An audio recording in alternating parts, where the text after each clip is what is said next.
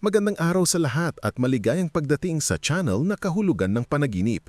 Ngayon ay pag-uusapan natin ng isang panaginip na puno ng pag-asa at pagpapagaling.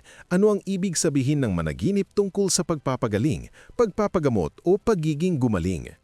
Managinip na nagpapagaling ng sugat, gumagamot ng sakit, may gumagamot sa iyo, nagpapagaling sa iba, o nakasaksi sa himalang pagpapagaling ay bihirang literal. Ito ay isang magandang mensahe mula sa subconscious tungkol sa emosyonal o espiritual na pagpapagaling.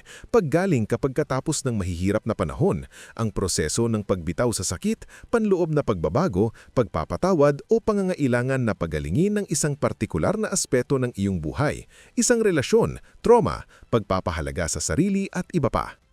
Sa pangkalahatan, ang pagpapagaling o pagiging gumaling sa panaginip ay sumisimbolo sa pagpapanumbalik at pag-renew, pag-aayos ng nasira, pagbitaw sa mga lumang sugat, personal na pag-unlad pagkatapos ng kahirapan, pagbabalik ng pag-asa o ang pagnanais ng isip na lutasin ang mga panloob na hidwaan at muling mahanap ang kabuuan. Narito ang tatlong karaniwang sitwasyon. Managinip na ikaw ay nagpapagaling o ginagamot mula sa sakit o sugat, madalas ito ay lubos na positibo. Kumakatawan ito ng emosyonal na pag-aalingan, pagtatapos ng mahirap na yugto, self-healing o paglutas ng panloob na sakit.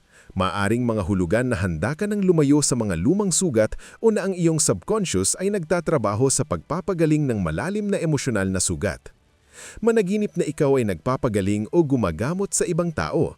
Ipinapakita nito ang pakikiramdam, ang iyong pagnanais na tulungan ng iba o na mayroon kang panloob na kakayahan upang suportahan ang pagpapagaling sa sarili o sa mga relasyon.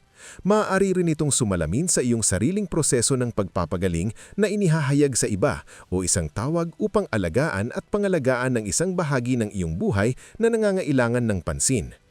Managinip ng himala o agarang pagpapagaling. Nagdadala ito ng malakas na pag-asa at pagbabago.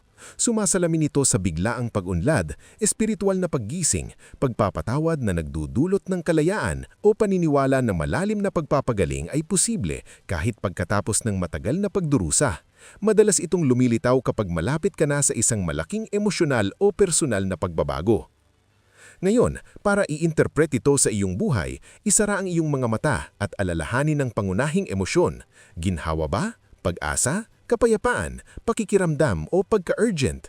Tanungin ang sariling tapat, anong bahagi ng iyong buhay, emosyonal na sugat, relasyon, pagtingin sa sarili, lumang trauma, ang nangangailangan ng pagpapagaling ngayon? Ikaw ba ay nasa proseso ng paggaling mula sa isang mahirap na bagay? Kailangan mo bang patawarin ang sarili mo o ang iba upang tunay na gumaling? Handa ka na bang bitawan ng lumang sakit at yakapin ng pag-renew?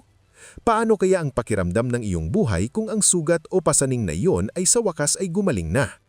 Ang susi ay ang damdamin tungkol sa pagpapagaling, mabayad at unti-unti, natural na emosyonal na paggalingan, himala, pag-asa at pagbabago, nagpapagaling sa iba, pakikiramdam at panloob na kakayahan. At iyon na, isang kumpleto at may respetong pagsasaliksik tungkol sa panaginip niyang pagpapagaling o pagpapagamot. Nagkaroon ka na ba ng ganitong panaginip? Ano ang naramdaman mo? Ikwento mo sa comment. Gusto kong basahin ang mga kwento nyo. Like, subscribe at i-on ang bell. Salamat sa pagiging nandito. Kita-kits sa susunod.